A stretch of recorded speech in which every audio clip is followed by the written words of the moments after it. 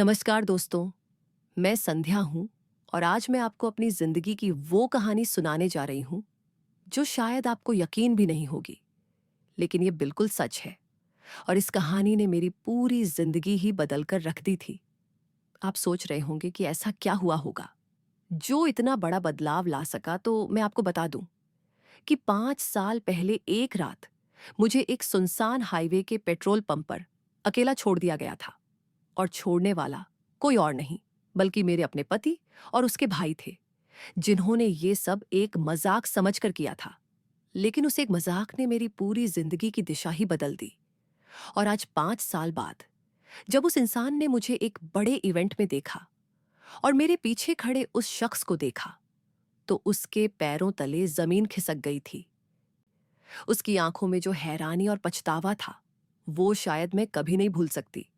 लेकिन दोस्तों, उस पल तक पहुंचने का सफर इतना आसान नहीं था।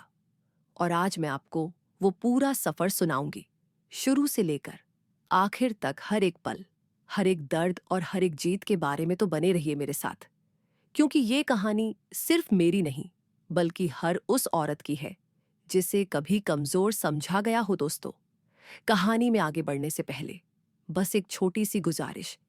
मैं हर दिन बहुत मेहनत करके आपके लिए ऐसी सच्ची और दिल छू लेने वाली कहानियां लेकर आती हूं। अगर आपको मेरा काम अच्छा लग रहा हो तो कृपया नीचे दिए सब्सक्राइब बटन को दबाकर मेरा साथ दें।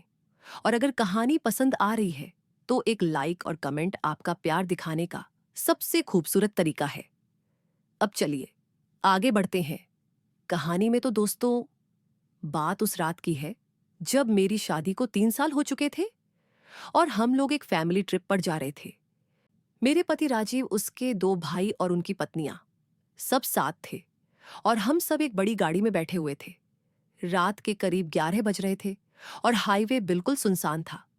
सिर्फ कभी कभार कोई गाड़ी गुजर जाती थी और बाकी पूरा रास्ता अंधेरे में डूबा हुआ था। मुझे याद है, उस वक्त सब लोग हल्की फुल्की बातें कर रहे थे, हंसी मजाक चल रहा था और मैं भी उनके साथ बैठी मुस्कुरा रही थी। हालांकि मेरे दिल में हमेशा एक अजीब सा डर रहता था जब भी इन सबके साथ होती थी, क्योंकि मुझे पता था कि कब कौन सा ताना मार दिया जाएगा या कब कौन सी बात को घुमा फिराकर मेरे खिलाफ कर दिया जाएगा। लेकिन उस रात मैंने सोचा भी नहीं था कि जो कुछ होने वाला है वो मेरी पूरी जिंदगी बदल देगा। हम लोग एक छोटे से पेट्रोल पंप पर रुके थे जो हाईवे के बीचों बीच था और आसपास कोई बस्ती नहीं थी, सिर्फ खेत और अंधेरा था। गाड़ी में पेट्रोल भरवाने के लिए राजीव उतरा और बाकी सब भी स्ट्रेच करने के लिए बाहर निकल आए। मैं भी गाड़ी से उतरी और पेट्रोल पंप के पास खड़ी हो गई, जहां एक छोटी सी दुकान थी। मुझे प्यास लगी थी तो मैंने एक पानी की बोतल ली और पीने लगी। तभी अचानक मैंने सुना कि राजीव और उसके भाई कुछ बात कर रहे हैं और बीच बीच में हंसी की आवाज आ रही है। मैं समझ नहीं पाई कि वो क्या बात कर रहे हैं, लेकिन उनकी हंसी में कुछ अजीब सा था, जैसे कोई शरारत की जा रही हो। मैंने ज्यादा ध्यान नहीं दिया और सोचा शायद कोई मजाक चल रहा होगा। पेट्रोल भरने के बाद सब लोग वापस गाड़ी में बैठने लगे और मैं भी उनके पीछे चली। लेकिन तभी राजीव ने मुझसे कहा, अरे संध्या, जरा वो दुकान से एक सिगरेट का पैकेट तो ले आना। मैं भूल गया, मैंने कहा। ठीक है, और मैं वापस दुकान की तरफ मुड़ गई। दुकान तक जाने में मुझे शायद 20-30 सेकंड लगे होंगे। और जब मैंने सिगरेट का पैकेट लिया और वापस मुड़ी तो मेरे होश उड़ गए। गाड़ी वहां नहीं थी। मैंने इधर उधर देखा, सोचा शायद गाड़ी थोड़ा आगे खड़ी होगी, लेकिन नहीं। पूरे पेट्रोल पंप की एरिया में कोई गाड़ी नहीं थी। मैं दौड़ती हुई हाईवे की तरफ गई और दूर तक देखा तो मुझे लाल बत्तियां दिखीं जो तेजी से दूर होती जा रही थीं। मेरे दिल की धड़कन तेज हो गई और मैं चिल्लाई, अरे रुको रुको, मैं यहां हूं। लेकिन आवाज इतनी दूर तक कैसे जाती, और गाड़ी तो तेजी से निकल चुकी थी। मैं वहीं खड़ी रह गई, बिल्कुल सन्न होकर। मेरे हाथ में सिगरेट का पैकेट था और मेरी आंखों में आंसू आ गए थे। मैंने सोचा, ये क्या हो गया? क्या वो लोग मुझे भूल गए? लेकिन कैसे भूल सकते हैं, मैं तो उनके साथ ही थी अभी अभी। फिर मुझे ख्याल आया कि शायद ये कोई मजाक है। हाँ, जरूर मजाक होगा। वो लोग थोड़ी दूर जाकर वापस आएंगे और हंसेंगे कि देखो संध्या का चेहरा देखो, कितनी डर गई थी। मैंने खुद को तसल्ली दी और सोचा कि बस अभी गाड़ी वापस आ जाएगी। मैं वहीं पेट्रोल पंप के पास खड़ी हो गई और इंतजार करने लगी। 5 मिनट गुजरे, 10 मिनट गुजरे, 15 मिनट हो गए, लेकिन कोई गाड़ी वापस नहीं आई। मेरे दिल में अब घबराहट होने लगी और मैंने अपने पर्स में हाथ डाला फोन निकालने के लिए। लेकिन तभी मुझे याद आया कि मेरा पर्स गाड़ी में ही था। मेरे पास सिर्फ वो सिगरेट का पैकेट था जो मैंने अब भी खरीदा था, और मेरी जेब में बस कुछ सिक्के थे जो दुकान वाले ने वापस किए थे। अब मैं सच में घबरा गई थी, क्योंकि मेरे पास ना फोन था, ना पैसे, ना कोई आईडी कार्ड, कुछ भी नहीं था। मैं बिल्कुल खाली हाथ थी और चारों तरफ अंधेरा था। सिर्फ पेट्रोल पंप की एक मध्यम रोशनी थी जो मुझे दिख रही थी। मैंने सोचा कि शायद पेट्रोल पंप के कर्मचारी से फोन मांग लूं और राजीव को कॉल करूं। मैं उस कर्मचारी के पास गई जो काउंटर पर बैठा था, और मैंने कहा, भैया, क्या आप मुझे अपना फोन दे सकते हैं? मुझे एक जरूरी कॉल करनी है। उस आदमी ने मुझे ऊपर से नीचे तक देखा और फिर बोला, मैडम, फोन तो है, लेकिन बैटरी खत्म हो गई है। अभी चार्ज पर लगा है, थोड़ी देर में चालू हो जाएगा। मैंने कहा, कितनी देर लगेगी? तो उसने कहा, बस 10-15 मिनट और लग जाएंगे। मैंने कहा, ठीक है, मैं इंतजार करती हूं। मैं वहीं एक बेंच पर बैठ गई जो पेट्रोल पंप के बाहर रखी थी, और इंतजार करने लगी। मेरे दिमाग में तरह तरह के ख्याल आ रहे थे कि आखिर ऐसा क्यों हुआ? क्या सच में वो लोग मुझे भूल गए या फिर जानबूझकर छोड़ गए? लेकिन जानबूझकर क्यों छोड़ेंगे भला? मैं उनकी बहू हूं, राजीव की पत्नी हूं, तो ऐसा थोड़ी ना करेंगे। लेकिन फिर मुझे उनकी वो हंसी याद आई जो पेट्रोल भरवाते वक्त मैंने सुनी थी, और मेरे दिल में एक शक सा होने लगा। तभी मेरे दिमाग में एक और बात आई कि अगर वो लोग सच में मुझे छोड़कर गए हैं, तो क्या वो वापस आएंगे या नहीं? और अगर नहीं आए तो मैं क्या करूंगी? यहां से कैसे जाऊंगी? मेरे पास ना पैसे हैं, ना कोई सामान है, और रात के 12 बज चुके थे और ये जगह बिल्कुल सुनसान थी। 15 मिनट बाद मैं फिर से उस कर्मचारी के पास गई और पूछा, भैया, फोन चालू हुआ? उसने फोन चेक किया और बोला, हाँ मैडम, चालू हो गया है, लीजिए। मैंने उससे फोन लिया और कांपते हाथों से राजीव का नंबर डायल किया। फोन की घंटी बजने लगी, 1 बार, 2 बार, 3 बार, लेकिन किसी ने नहीं उठाया। मैंने फिर से ट्राई किया। इस बार भी वही हुआ, फोन बज रहा था लेकिन कोई नहीं उठा रहा था। मैंने तीसरी बार कोशिश की और इस बार फोन कट गया। मतलब किसी ने जानबूझकर काट दिया था। अब मुझे पक्का यकीन हो गया कि ये कोई गलती नहीं, बल्कि जानबूझकर किया गया था। मेरी आंखों में आंसू आ गए और मैं समझ नहीं पा रही थी कि आखिर ऐसा क्यों हुआ। मैंने क्या किया था जो उन्होंने मुझे इस तरह अकेला छोड़ दिया, वो भी इतनी रात को, इतनी सुनसान जगह पर। मैंने उस कर्मचारी को फोन वापस किया और शुक्रिया कहा। फिर मैं वापस बेंच पर आकर बैठ गई। मेरे दिमाग में अब सिर्फ एक ही सवाल था कि अब मैं क्या करूं? मेरे पास कोई रास्ता नहीं था, ना घर जाने का, ना किसी को कॉल करने का, कुछ भी नहीं। मैं बस वहीं बैठी रोती रही और सोचती रही कि आखिर मेरी जिंदगी में ऐसा क्या हो गया कि मुझे इस हाल में छोड़ दिया गया। तभी अचानक मुझे अपनी शादी की वो सारी बातें याद आने लगीं जो पिछले 3 सालों में हुई थीं, और मुझे समझ आया कि ये सब अचानक नहीं हुआ था, बल्कि धीरे धीरे मैं इस मुकाम तक पहुंची थी जहां मेरी कोई कीमत नहीं रह गई थी उनकी नजरों में। दोस्तों, मैं आपको बता दूं कि मेरी शादी एक अरेंज मैरिज थी, और राजीव से मेरी पहली मुलाकात भी शादी से सिर्फ 2 महीने पहले हुई थी। उस वक्त सब कुछ बहुत अच्छा लग रहा था। राजीव बहुत अच्छे से बात करता था, उसका फैमिली बैकग्राउंड भी ठीक था, और मेरे घर वालों को भी लगा कि ये रिश्ता अच्छा रहेगा। मैं भी खुश थी क्योंकि राजीव देखने में भी अच्छा था और बातचीत से लग रहा था कि वो एक समझदार इंसान है। शादी बड़ी धूमधाम से हुई और मैं अपने ससुराल आ गई। शुरू के कुछ दिन तो सब कुछ ठीक रहा, लेकिन धीरे धीरे मुझे पता चलने लगा कि राजीव की असलियत कुछ और ही थी। वो घर में बहुत कम बोलता था और जब भी बोलता था तो बहुत रूखे तरीके से बोलता था। उसके माता पिता भी बहुत सख्त मिजाज के थे और घर में हमेशा एक अजीब सा तनाव रहता था। शुरुआत में मैंने सोचा कि शायद नए घर में सबको एडजस्ट होने में वक्त लगता है, तो मैं भी धीरे धीरे सबको समझ जाऊंगी और सब ठीक हो जाएगा। लेकिन दोस्तों, ऐसा नहीं हुआ। जैसे जैसे दिन बीतते गए वैसे वैसे मुझ पर ताने कसे जाने लगे। छोटी छोटी बातों पर मुझे टोका जाने लगा और मेरी हर बात को गलत साबित किया जाने लगा। मसलन, अगर मैं सुबह जल्दी उठ जाती तो कहा जाता कि इतनी जल्दी क्यों उठी, कोई दिखावा करने की जरूरत नहीं है। और अगर थोड़ी देर से उठती तो कहा जाता कि देखो कितनी आलसी है, सुबह सुबह सब काम पीछे पड़ जाते हैं। खाना बनाने में अगर थोड़ा ज्यादा मसाला हो जाता तो ताना मारा जाता कि तुम्हें खाना बनाना भी नहीं आता। और अगर कम मसाला होता तो कहा जाता कि बेस्वाद खाना बनाती हो। मैं कितनी भी कोशिश कर लूं, मुझे हमेशा गलत ही ठहराया जाता था। राजीव भी मेरा कभी साथ नहीं देता था, बल्कि वो भी अपने माता पिता और भाइयों के साथ मिलकर मुझ पर ताने कसता रहता था। उसके 2 भाई थे, दोनों की शादी हो चुकी थी और उनकी पत्नियां भी मेरे साथ अच्छा बर्ताव नहीं करती थीं। वो लोग हमेशा मुझे नीचा दिखाने की कोशिश करते थे और मुझे हमेशा अलग थलग महसूस कराते थे। धीरे धीरे मैं अंदर से टूटने लगी थी। मेरा आत्मविश्वास खत्म होता जा रहा था और मैं खुद को बेकार समझने लगी थी। मैं सोचती थी कि शायद सच में मुझ में कोई कमी है, इसीलिए सब मुझे इस तरह ट्रीट करते हैं। मैं अपने मायके वालों को भी कुछ नहीं बता पाती थी, क्योंकि मुझे डर लगता था कि कहीं उन्हें बुरा ना लग जाए या फिर वो सोचे कि मैं एडजस्ट नहीं कर पा रही हूं। 3 साल ऐसे ही गुजर गए।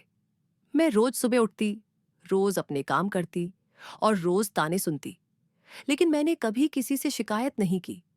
मैं सोचती थी कि शायद एक दिन सब ठीक हो जाएगा, शायद एक दिन वो लोग मुझे समझ जाएंगे और मेरी कदर करने लगेंगे। लेकिन ऐसा कभी नहीं हुआ। उल्टा दिन ब दिन चीजें और बुरी होती गईं। राजीव अब मुझसे बात करना भी पसंद नहीं करता था। वो हमेशा अपने भाइयों के साथ रहता और मुझे जैसे नजरअंदाज कर देता। घर में मेरी कोई आवाज नहीं थी। मैं बस एक परछाई की तरह थी, जो वहां मौजूद तो थी, लेकिन किसी को उसकी परवाह नहीं थी। और फिर उस रात का वाकया हुआ जब हम उस फैमिली ट्रिप पर गए थे। दरअसल वो ट्रिप भी मेरी मर्जी से नहीं, बल्कि उन लोगों की मर्जी से प्लान हुई थी और मुझे साथ ले जाने का फैसला भी इसलिए नहीं लिया गया था कि वो मुझे साथ ले जाना चाहते थे, बल्कि इसलिए कि घर में कोई मुझे देखने वाला नहीं था और उन्हें लगा कि चलो इसे भी साथ ले चलते हैं, वरना अकेले घर में रहेगी तो पड़ोसी क्या कहेंगे। पूरे रास्ते भर मुझसे कोई ढंग से बात नहीं कर रहा था। बस मुझे ड्राइवर की तरह इस्तेमाल किया जा रहा था, जैसे कि पानी लाना, खाना लाना, सामान रखना वगैरह वगैरह। मैं चुपचाप सब कर रही थी, क्योंकि मुझे लगता था कि शायद ये मेरी जिम्मेदारी है और मुझे ये सब करना चाहिए। लेकिन जब उन्होंने मुझे उस पेट्रोल पंप पर छोड़ा तो मुझे समझ आ गया कि मेरी हैसियत उनकी नजरों में क्या थी। मैं उनके लिए बस एक मजाक थी, एक ऐसी चीज जिसे वो जब चाहें इस्तेमाल कर सकते हैं और जब चाहें फेंक सकते हैं। उस रात जब मैं उस बेंच पर बैठी रो रही थी तो मेरे दिमाग में ये सारी बातें घूम रही थीं और मैं सोच रही थी कि क्या मेरी जिंदगी बस इतनी ही थी? क्या मैं सिर्फ इसी लायक थी कि मुझे इस तरह बेइज्जत किया जाए? मेरे मन में गुस्सा भी था, दुख भी था और सबसे ज्यादा था तो शर्मिंदगी, कि मैं खुद पर शर्मिंदा थी कि मैंने इतने सालों तक ये सब सहा कैसे और क्यों। रात के करीब 1 बज गए थे और मैं अभी भी उसी बेंच पर बैठी थी। पेट्रोल पंप का वो कर्मचारी भी अब सो गया था और चारों तरफ बिल्कुल खामोशी थी। मुझे नींद नहीं आ रही थी, क्योंकि मेरे दिमाग में तरह तरह के ख्याल आ रहे थे। मैं सोच रही थी कि अब मैं क्या करूं? क्या मुझे यहां से किसी तरह घर वापस जाना चाहिए या फिर अपने मायके चली जाऊं? लेकिन दोनों ही ऑप्शन मेरे लिए मुश्किल थे, क्योंकि ना तो मेरे पास पैसे थे, ना कोई साधन था और ना ही मुझे पता था कि मैं किसे कॉल करूं। मेरे मायके वाले भी दूर थे और उन्हें अगर मैं बताती कि मेरे साथ क्या हुआ है तो वो बहुत दुखी होते और शायद मुझे वापस उसी घर भेज देते, क्योंकि हमारे समाज में ये माना जाता है कि लड़की की शादी के बाद उसका घर उसकी ससुराल ही होता है, चाहे वहां कुछ भी हो। सुबह करीब 5 बजे जब थोड़ी रोशनी होने लगी तो वो कर्मचारी उठा और उसने मुझे अभी भी वहां बैठे देखा तो उसे हैरानी हुई। वो मेरे पास आया और बोला, मैडम, आप अभी तक यहीं हैं? क्या हुआ? आपके साथ वाले लोग कहाँ गए? मैंने उसे पूरी बात बताई कि कैसे मुझे यहां अकेला छोड़ दिया गया और अब मैं समझ नहीं पा रही हूं कि क्या करूं। वो आदमी बहुत सीधा सादा और भला इंसान लग रहा था। उसने मुझे बहुत सहानुभूति से देखा और बोला, मैडम, ये तो बहुत गलत हुआ आपके साथ, लेकिन अब आप घबराइए मत, मैं आपकी मदद करता हूं। उसने मुझे एक गिलास चाय दी और कहा कि पहले आप ये पी लीजिए, फिर हम कुछ सोचते हैं। मैंने उससे चाय ली और पीने लगी। उस गर्म चाय ने मुझे थोड़ी तसल्ली दी और मैं थोड़ा संभली। उस कर्मचारी ने मुझसे पूछा कि मैडम, आप कहाँ जाना चाहती हैं? अपने घर या फिर कहीं और? मैंने उससे कहा कि मैं अभी कुछ तय नहीं कर पा रही हूं, लेकिन मुझे लगता है कि मुझे अपने मायके नहीं जाना चाहिए, क्योंकि वहां जाकर भी मुझे वापस यहीं आना पड़ेगा। उसने कहा, तो फिर आप क्या करना चाहती हैं? मैंने कुछ देर सोचा और फिर मैंने कहा कि मुझे नहीं पता, लेकिन एक बात मैं जानती हूं कि मैं अब उस घर वापस नहीं जाना चाहती जहां मेरी कोई इज्जत नहीं है, जहां मुझे एक मजाक समझा जाता है। वो आदमी चुप रहा, फिर बोला, मैडम, अगर आप चाहें तो मैं आपको पास के शहर तक छोड़ सकता हूं। वहां मेरी एक बहन रहती है, वो आपकी मदद कर सकती है और आप वहां कुछ दिन रुककर सोच सकती हैं कि आगे क्या करना है। मैंने उसकी तरफ देखा और मेरी आंखों में आंसू आ गए, क्योंकि इतने सालों बाद किसी ने मुझसे इतनी इज्जत और प्यार से बात की थी। किसी ने मेरी मदद करने की पेशकश की थी, बिना कुछ मांगे, बिना कुछ सोचे। मैंने उससे पूछा, लेकिन आप ये सब मेरे लिए क्यों कर रहे हैं? आप तो मुझे जानते भी नहीं। उसने मुस्कुराकर कहा, मैडम, मुसीबत में किसी की मदद करने के लिए उसे जानना जरूरी नहीं होता, बस इंसानियत होनी चाहिए। और मैं देख रहा हूं कि आप बहुत परेशान हैं, तो मैं बस इतना कर सकता हूं कि आपको एक सुरक्षित जगह तक पहुंचा दूं। बाकी फैसला आपका है। मैंने उससे शुक्रिया कहा और कहा कि हाँ, अगर आप मुझे वहां तक छोड़ सकते हैं तो बहुत मेहरबानी होगी। करीब 7 बजे सुबह उसकी शिफ्ट खत्म हुई और उसने अपनी एक पुरानी बाइक निकाली और मुझसे कहा, चलिए मैडम। मैं उसकी बाइक पर बैठ गई और हम वहां से निकल पड़े। पूरे रास्ते भर मैं सोच रही थी कि मैं क्या कर रही हूं। मैं एक अनजान आदमी के साथ अनजान जगह जा रही हूं, लेकिन मुझे कोई डर नहीं लग रहा था, क्योंकि मेरे पास खोने के लिए अब कुछ बचा ही नहीं था। मेरी इज्जत, मेरा आत्मविश्वास, सब कुछ तो वैसे ही खत्म हो चुका था।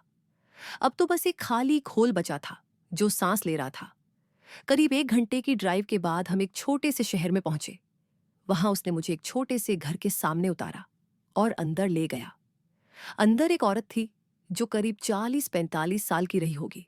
उसने मुझे देखा तो थोड़ा हैरान हुई।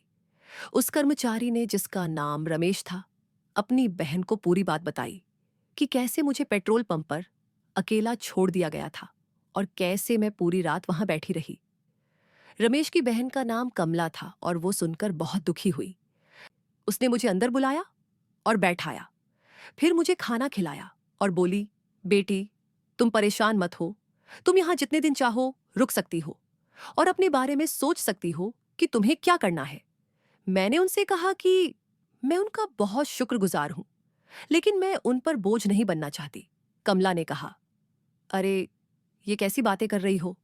तुम बोझ नहीं हो, बल्कि मुझे खुशी होगी कि मैं तुम्हारी मदद कर सकी।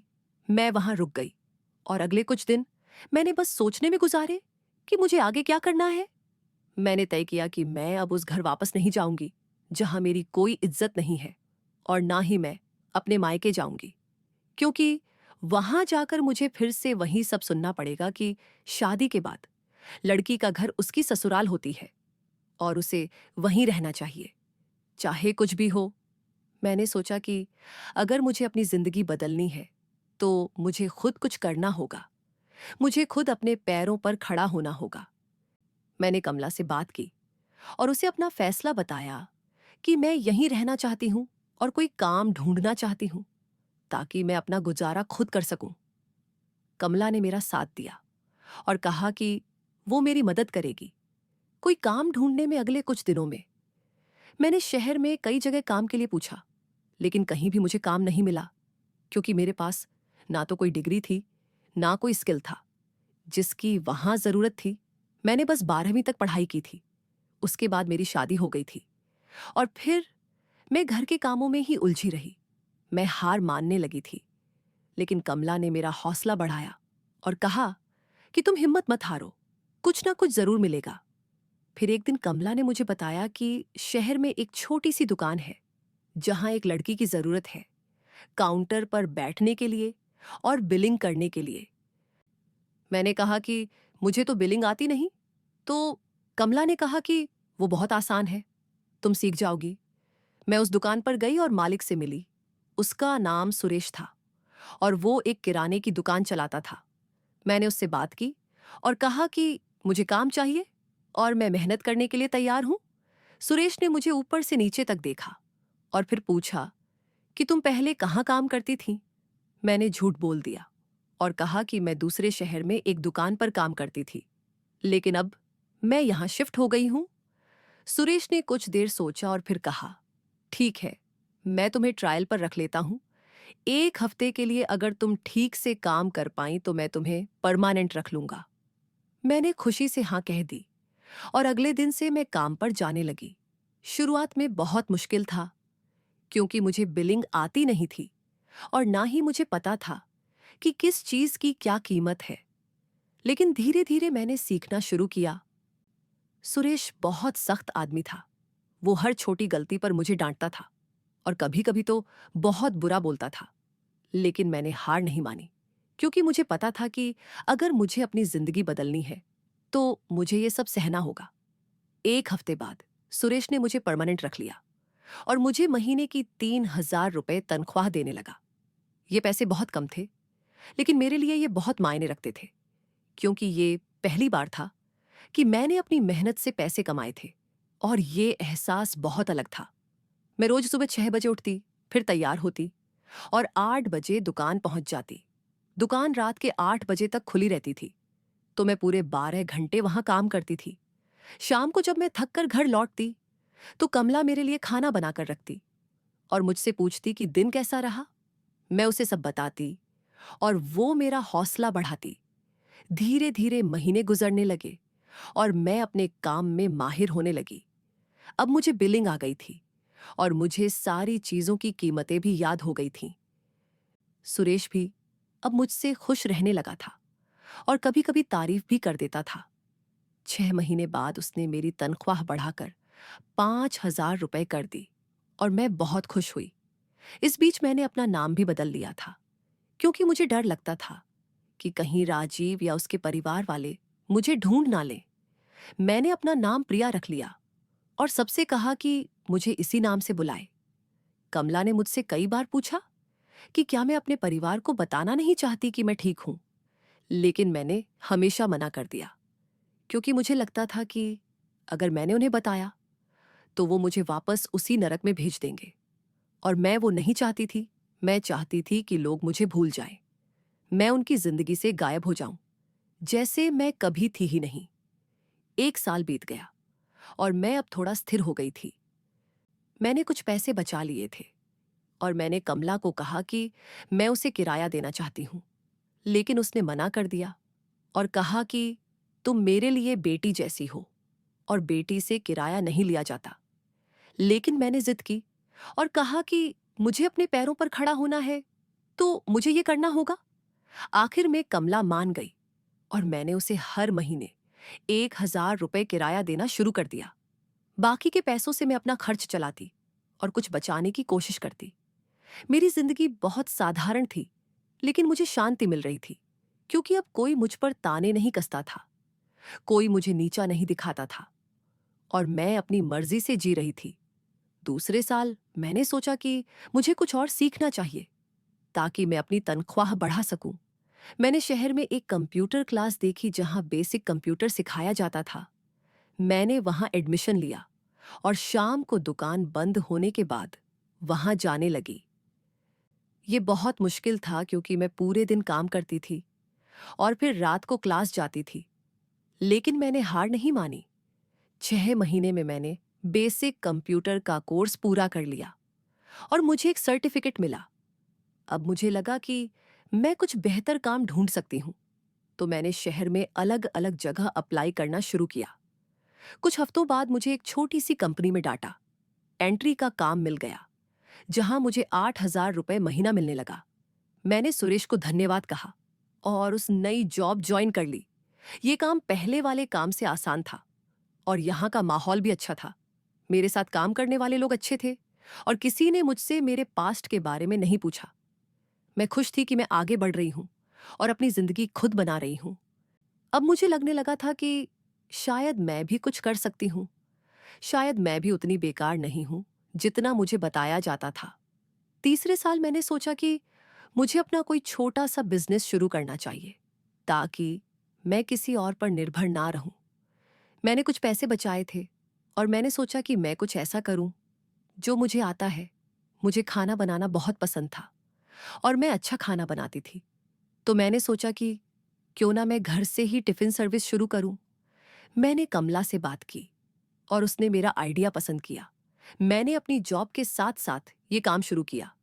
मैं सुबह जल्दी उठती और 10-12 टिफिन बनाती, फिर उन्हें डिलीवर कर देती और फिर अपनी जॉब पर चली जाती।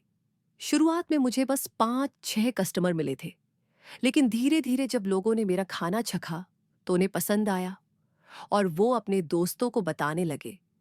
3 महीने में मेरे 20 कस्टमर हो गए और मैं अच्छे पैसे कमाने लगी। अब मुझे लगा कि मैं अपनी जॉब छोड़कर पूरा टाइम इस काम में लगा सकती हूँ। तो मैंने अपनी जॉब से इस्तीफा दे दिया और पूरी तरह से टिफिन सर्विस में लग गई। मैंने एक लड़की को भी रख लिया मेरी मदद के लिए और अब हम दोनों मिलकर रोज 30-40 टिफिन बनाने लगे। चौथे साल तक मेरा बिजनेस अच्छा चलने लगा था और मैं महीने के 20-25 हजार रुपए कमाने लगी थी। मैंने कुछ पैसे बचाए और एक छोटी सी दुकान रेंट पर ली, जहां से मैं अपनी टिफिन सर्विस चलाने लगी। अब मैं घर पर नहीं बल्कि अपनी दुकान पर काम करती थी और मेरे साथ 3 लड़कियां काम करती थीं। मेरा बिजनेस बढ़ता जा रहा था और मैं खुश थी कि मैं अपने दम पर कुछ कर पा रही हूं। कमला भी मुझ पर बहुत गर्व करती थी और कहती थी कि तुमने अपनी मेहनत से अपनी जिंदगी बदल ली। 5वें साल मैंने अपनी टिफिन सर्विस को और बड़ा किया और एक छोटा सा रेस्टोरेंट खोल लिया जहां लोग आकर खाना खा सकते थे। ये मेरे लिए बहुत बड़ा कदम था और मैं बहुत घबराई हुई थी कि कहीं ये काम ना हो पाए। लेकिन मैंने हिम्मत की और आगे बढ़ी। मैंने अपनी सारी बचत लगा दी और एक छोटा सा लोन भी लिया रेस्टोरेंट सेटअप करने के लिए। शुरुआत बहुत मुश्किल थी, लेकिन धीरे धीरे लोग आने लगे और मेरे खाने की तारीफ करने लगे। 6 महीने में मेरा रेस्टोरेंट शहर में मशहूर हो गया और लोग दूर दूर से वहां खाना खाने आने लगे। इस पूरे सफर में मैंने बहुत कुछ सीखा। मैंने सीखा कि इज्जत मांगी नहीं जाती बल्कि अपने काम से कमाई जाती है। मैंने सीखा कि अगर आप कुछ करने की ठान लें तो कोई भी मुश्किल आपको नहीं रोक सकती। मैंने सीखा कि आत्मविश्वास सबसे बड़ी ताकत है और अगर आपको खुद पर भरोसा हो तो आप कुछ भी कर सकते हैं। लेकिन दोस्तों, सबसे बड़ी बात जो मैंने सीखी वो ये थी कि आपकी कीमत किसी और की राय से नहीं बल्कि आपके खुद के कामों से तय होती है। मुझे 5 साल पहले एक मजाक समझकर पेट्रोल पंप पर छोड़ दिया गया था, लेकिन आज मैं एक सफल बिजनेस वुमन थी जिसका अपना रेस्टोरेंट था और जो अपने दम पर जी रही थी। इस बीच मैंने एक इंसान से मुलाकात की जिसने मेरी जिंदगी में बहुत बड़ा बदलाव लाया। उसका नाम अमित था और वो एक बिजनेस कंसल्टेंट था।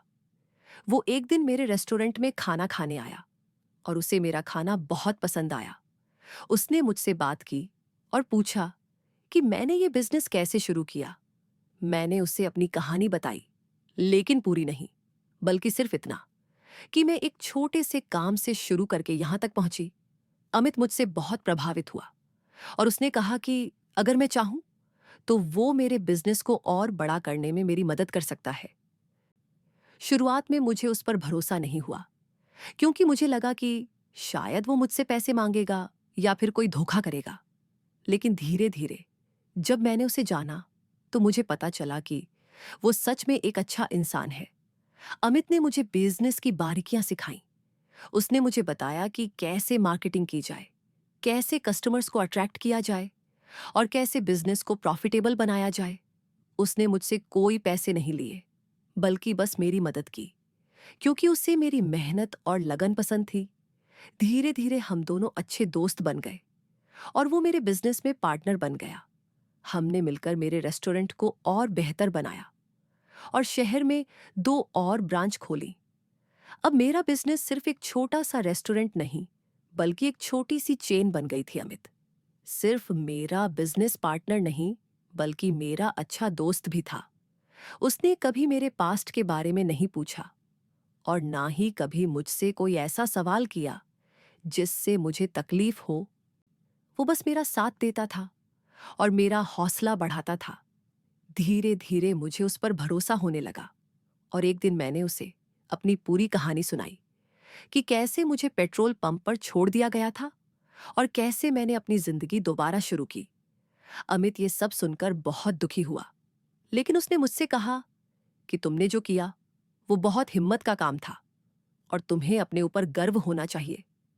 उसने मुझसे कहा कि तुम्हारा पास्ट तुम्हारी पहचान नहीं है, बल्कि तुम्हारा प्रेजेंट और फ्यूचर तुम्हारी पहचान है। अमित और मेरी दोस्ती धीरे धीरे प्यार में बदल गई और एक दिन उसने मुझसे शादी का प्रपोजल किया।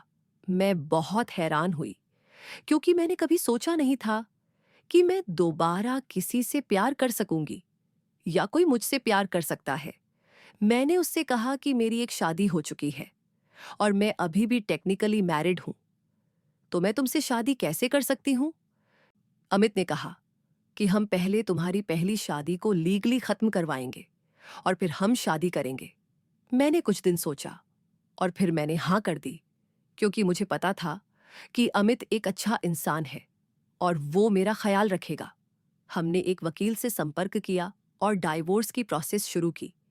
ये बहुत लंबी और मुश्किल प्रोसेस थी, क्योंकि मुझे राजीव से संपर्क करना पड़ा।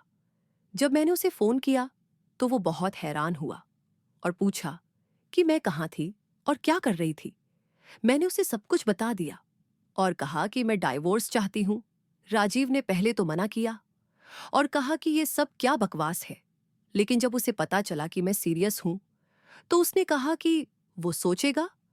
कुछ महीनों की लीगल प्रोसेस के बाद आखिरकार हमारा डाइवोर्स हो गया और मैं आजित हो गई उस रिश्ते से जो मेरे लिए एक बोझ था। डाइवोर्स के 6 महीने बाद अमित और मैंने एक छोटी सी सिंपल सेरेमनी में शादी कर ली। कमला और रमेश भी वहां थे, जिन्होंने मेरी सबसे मुश्किल वक्त में मदद की थी। ये मेरी जिंदगी का सबसे खुशी का दिन था, क्योंकि मैं किसी ऐसे इंसान से शादी कर रही थी जो मुझे समझता था, मेरी इज्जत करता था और मुझे प्यार करता था। अमित ने मुझे कभी कमजोर नहीं समझा, बल्कि हमेशा मेरी ताकत बना रहा। हमारी शादी में कोई दिखावा नहीं था, ना कोई बड़ी रस्में थीं।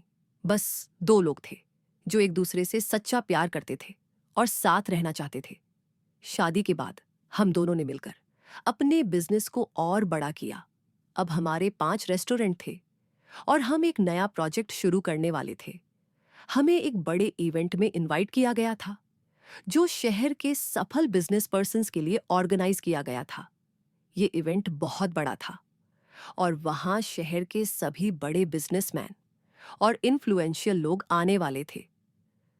मैं थोड़ी नर्वस थी, लेकिन अमित ने मुझे हिम्मत दी और कहा कि तुम बिल्कुल रिलैक्स रहो।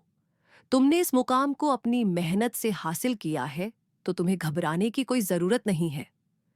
हम दोनों इवेंट में पहुंचे और वहां का माहौल बहुत शानदार था। बड़ा सा हॉल खूबसूरती से सजा हुआ था और चारों तरफ लोग एक दूसरे से बातचीत कर रहे थे। हम अंदर गए और कुछ लोगों से मिले, जिन्होंने हमारे रेस्टोरेंट के बारे में सुना था और हमारी तारीफ की। मैं बहुत खुश थी कि लोग मेरे काम को सराह रहे थे और मुझे एक सफल बिजनेस वुमन के तौर पर देख रहे थे। हम वहां घूम रहे थे और लोगों से बात कर रहे थे। तभी अचानक मेरी नजर एक इंसान पर पड़ी, जो हॉल के दूसरे कोने में खड़ा था, वो इंसान राजीव था, मेरा एक्स हस्बैंड, जिसने 5 साल पहले मुझे एक पेट्रोल पंप पर छोड़ दिया था। मेरे दिल की धड़कन तेज हो गई और एक पल के लिए मैं वहीं खड़ी रह गई। मैंने 5 सालों में उसे नहीं देखा था और आज अचानक उसे देखकर मेरे अंदर तरह तरह की भावनाएं उठने लगीं। गुस्सा, दर्द, नफरत, सब कुछ एक साथ आ गया। लेकिन सबसे ज्यादा मुझे अजीब लगा, क्योंकि अब मैं वो संध्या नहीं थी जिसे उसने छोड़ा था, बल्कि मैं प्रिया थी, एक सफल और आत्मनिर्भर औरत जो अपनी मेहनत से यहां तक पहुंची थी। राजीव ने भी मुझे देख लिया और उसके चेहरे पर हैरानी के भाव आ गए। शायद उसे यकीन नहीं हो रहा था कि वो मैं ही हूं। वो मेरी तरफ देखता रहा और फिर धीरे धीरे मेरी तरफ चलने लगा। मेरे हाथ कांपने लगे, लेकिन तभी अमित ने मेरा हाथ पकड़ा और मेरे कान में धीरे से कहा, तुम बिल्कुल ठीक हो, मैं तुम्हारे साथ हूं। उसके शब्दों ने मुझे हिम्मत दी और मैं खुद को संभाल कर खड़ी हो गई। राजीव मेरे सामने आकर खड़ा हो गया और कुछ सेकंड तक बस मुझे देखता रहा। फिर उसने कहा, संध्या, तुम यहां? मैंने शांति से कहा, हाँ मैं यहां हूं, और मेरा नाम अब संध्या नहीं, प्रिया है। राजीव थोड़ा कंफ्यूज हुआ और बोला, प्रिया? लेकिन क्यों? और तुम यहां क्या कर रही हो? मैंने कहा, मैं यहां एक बिजनेस इवेंट में आई हूं, क्योंकि मेरा अपना बिजनेस है और मुझे इस इवेंट में इनवाइट किया गया है। राजीव को यकीन नहीं हो रहा था। वो बोला, बिजनेस तुम्हारा? लेकिन कैसे मेरा मतलब है? तुम तो... उसने अपनी बात बीच में ही रोक दी। शायद उसे एहसास हो गया कि वो क्या कहने वाला था। तभी अमित ने मेरे कंधे पर हाथ रखा और राजीव से बोला, हाय, मैं अमित हूं, प्रिया का हस्बैंड और बिजनेस पार्टनर। राजीव की आंखें फटी की फटी रह गईं, जैसे उसे किसी ने झटका दे दिया हो। उसने मुझे देखा, फिर अमित को देखा और फिर वापस मुझे देखा। उसके चेहरे पर अब सिर्फ हैरानी नहीं, बल्कि कुछ और भी था, शायद शर्मिंदगी या फिर पछतावा। उसने कहा, हस्बैंड, लेकिन हमारी शादी तो... मैंने उसे बीच में ही टोका और कहा, हमारी शादी खत्म हो चुकी है राजीव। हमारा डाइवोर्स हो गया है 2 साल पहले, और अब मैंने अपनी नई जिंदगी शुरू कर ली है। राजीव एकदम चुप हो गया। उसे समझ नहीं आ रहा था कि वो क्या कहे। मैं देख सकती थी कि वो बहुत असहज महसूस कर रहा था और उसे अपनी गलती का एहसास हो रहा था। तभी अमित ने बात बदलने की कोशिश की और कहा, वैसे तुम भी बिजनेस में हो क्या? राजीव ने कहा, हाँ, मेरा भी एक छोटा सा बिजनेस है, लेकिन अभी स्ट्रगल चल रहा है। मैं चुप रही, लेकिन अंदर से मुझे अजीब सा लग रहा था कि एक वक्त था जब ये इंसान मुझे कमजोर और बेकार कहता था, और आज उसी की जिंदगी स्ट्रगल में है और मैं सफल हूं। राजीव ने फिर से मुझसे कहा, संध्या, माफ करना प्रिया, मुझे तुमसे बात करनी है, अकेले में। मैंने अमित की तरफ देखा और उसने मुझे हिम्मत भरी नजर से देखा, जैसे कह रहा हो कि फैसला तुम्हारा है। मैंने राजीव से कहा, ठीक है, 5 मिनट। हम तीनों हॉल के एक कोने में गए जो थोड़ा शांत था, और वहां खड़े हो गए। अमित थोड़ा दूर खड़ा हो गया, लेकिन मेरी नजर में था, ताकि अगर मुझे उसकी जरूरत हो तो वो तुरंत आ सके। राजीव ने मुझसे कहा, संध्या, माफ करना प्रिया, मुझे माफ कर दो। उस रात जो हुआ था वो सब मजाक था। हम लोगों ने सोचा था कि थोड़ा आगे जाकर वापस आ जाएंगे और तुम्हें पिक कर लेंगे, लेकिन फिर हम सबको नींद आ गई और जब हमें याद आया तो बहुत देर हो चुकी थी। हम वापस गए उस पेट्रोल पंप पर, लेकिन तुम वहां नहीं थी। मैं उसकी बातें सुन रही थी और मुझे हंसी आ रही थी कि कैसे वो अपनी गलती को सिर्फ एक मजाक बता रहा था, जैसे कि ये कोई छोटी सी भूल हो। मैंने उससे पूछा, और उसके बाद तुमने मुझे ढूंढने की कोशिश की? राजीव ने कहा, हाँ बिल्कुल, हमने तुम्हारे मायके फोन किया, लेकिन तुम वहां नहीं थी, और हमने पुलिस में भी रिपोर्ट की थी, लेकिन तुम्हारा कोई पता नहीं चला। तुमने अपना नाम भी बदल लिया था, तो हम तुम्हें ढूंढ नहीं पाए। मैंने कहा, तो क्या अब तुम मुझसे उम्मीद करते हो कि मैं तुम्हें माफ कर दूं और सब कुछ भूल जाऊं? राजीव ने कहा, हाँ प्लीज, मैं जानता हूं मैंने बहुत बुरा किया, लेकिन मैं सच में माफी मांग रहा हूं। मैंने गहरी सांस ली और फिर कहा, राजीव, तुमने सिर्फ उस रात ही नहीं, बल्कि 3 सालों तक मुझे तकलीफ दी है। तुमने मुझे हमेशा कमजोर और बेकार कहा, मुझ पर ताने कसे मेरी इज्जत नहीं की, और आखिर में मुझे एक सुनसान हाईवे पर अकेला छोड़ दिया। तुम जानते हो, उस रात मुझे कितना डर लगा था, मैं कितना टूट गई थी। मैं सोचती थी कि शायद सच में मुझ में कोई कमी है। लेकिन आज मुझे पता है कि कमी मुझ में नहीं, बल्कि तुम लोगों की सोच में थी। मैंने अपनी मेहनत से अपनी जिंदगी बनाई है और आज मैं खुश हूं, अपने साथ और अपनी जिंदगी के साथ। राजीव ने कहा, मैं जानता हूं मैंने बहुत गलत किया, लेकिन प्लीज मुझे एक मौका दो।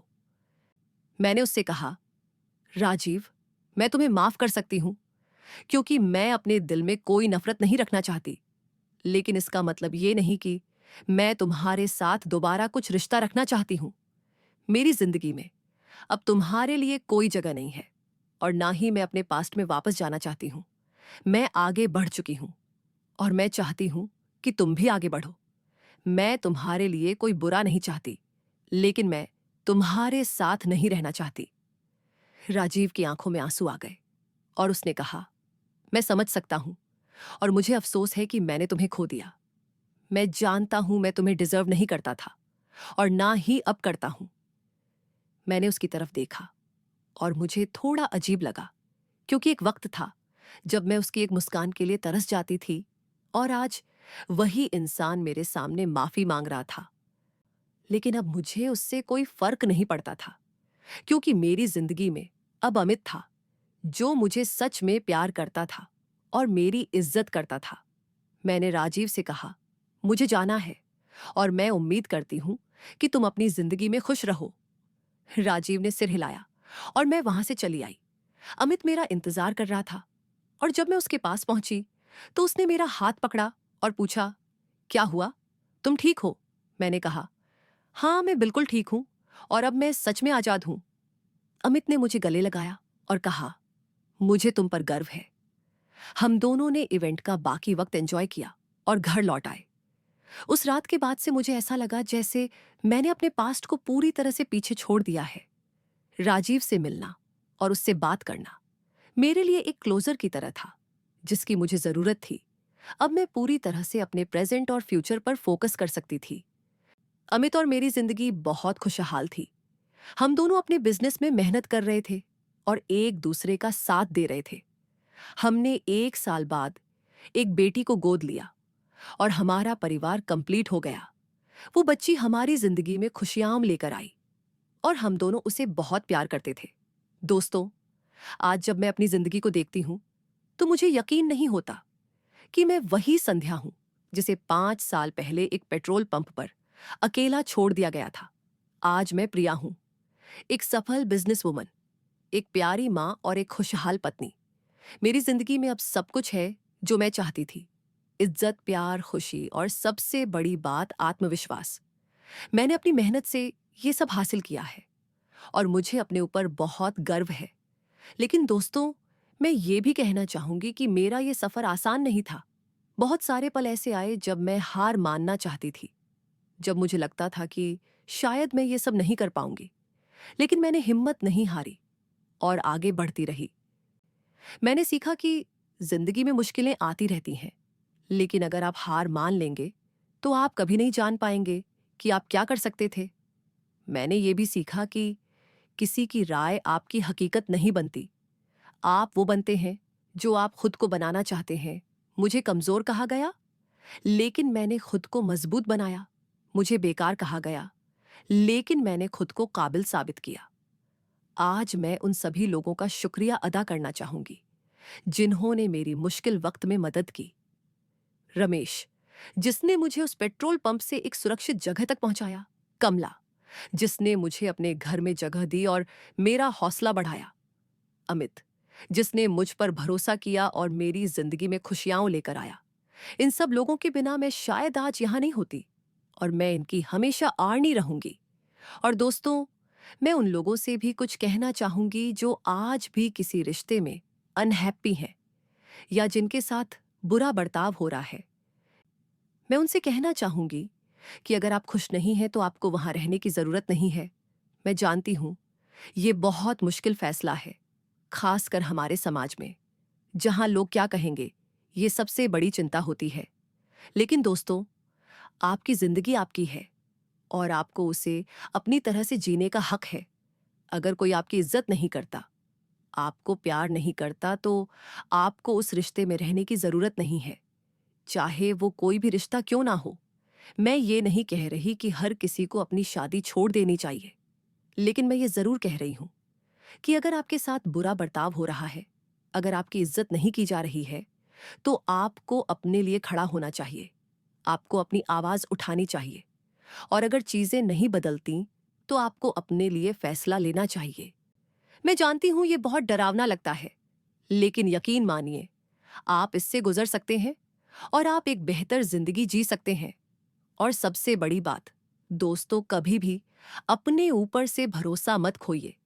मैंने अपने सबसे बुरे वक्त में भी खुद पर भरोसा नहीं खोया, और वही भरोसा आज मुझे यहां तक लेकर आया है।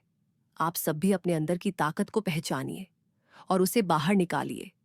आप सब में कुछ ना कुछ खास है, बस जरूरत है उसे पहचानने की और उस पर काम करने की। कोई भी आपको कमजोर नहीं बना सकता जब तक आप खुद को कमजोर ना समझे, और कोई भी आपको रोक नहीं सकता जब तक आप खुद को रोकने ना दें। मेरी कहानी का सबसे बड़ा सबक यह है कि हर मुश्किल के बाद एक नई शुरुआत होती है, और हर अंधेरे के बाद रोशनी आती है। बस आपको उस रोशनी तक पहुंचने के लिए अंधेरे से गुजरना पड़ता है। मुझे उस पेट्रोल पंप पर छोड़ा जाना मेरी जिंदगी का सबसे बुरा पल था, लेकिन वही पल मेरी नई जिंदगी की शुरुआत भी बन गया।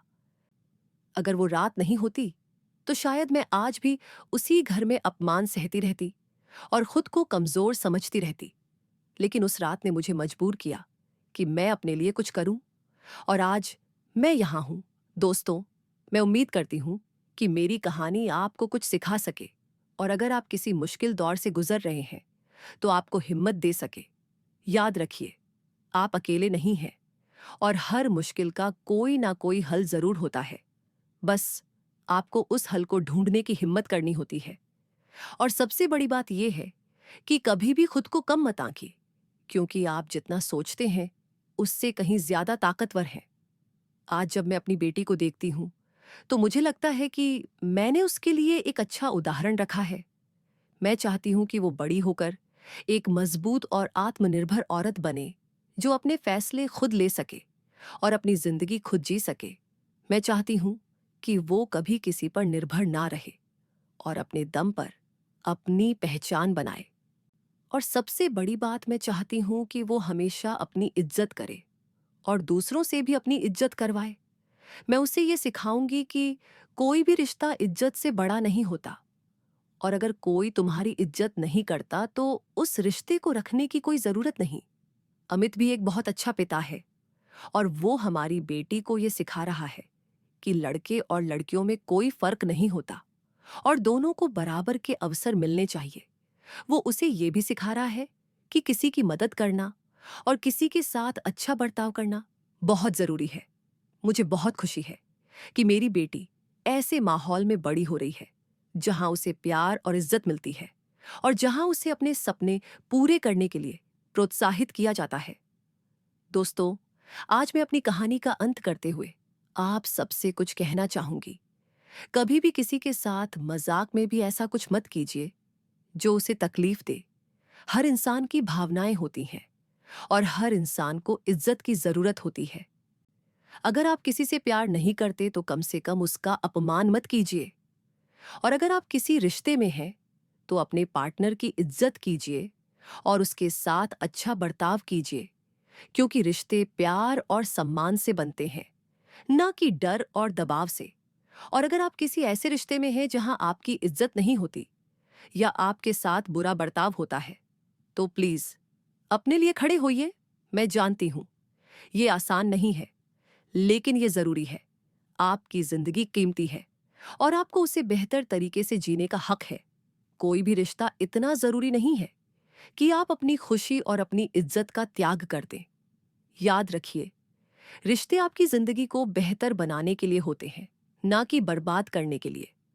मैं आप सभी को धन्यवाद देना चाहती हूं कि आपने मेरी पूरी कहानी सुनी, और मैं उम्मीद करती हूं कि इससे आपको कुछ सीखने को मिला होगा। अगर आपके पास भी कोई ऐसी कहानी है या अगर आप किसी मुश्किल दौर से गुजर रहे हैं, तो कमेंट बॉक्स में लिखिए। मैं आपकी बात ज़रूर पढ़ूंगी। और अगर आपको मेरी कहानी अच्छी लगी तो प्लीज़ इसे लाइक और शेयर कीजिए ताकि और लोगों तक ये मैसेज पहुंच सके। तो दोस्तों, आपको क्या लगता है मेरी कहानी के बारे में? अपनी राय कमेंट बॉक्स में ज़रूर लिखिए। और यह भी बताइए कि आप ये कहानी भारत के किस शहर से सुन रहे हैं। और अगर आपने अभी तक मेरे चैनल को सब्सक्राइब नहीं किया है, तो प्लीज़ सब्सक्राइब बटन को दबाइए और बेल आइकन को भी दबाना मत भूलिएगा ताकि आपको मेरी हर नई कहानी की नोटिफिकेशन मिलती रहे। मैं हर दिन आपके लिए ऐसी ही दिल को छू लेने वाली सच्ची कहानियां लेकर आती हूं। तो मेरे साथ जुड़े रहिए और अपना प्यार बनाए रखिए। दोस्तों, याद रखिए, जिंदगी में कभी हार मत मानिए, क्योंकि हर अंधेरी रात के बाद एक नई सुबह जरूर आती है।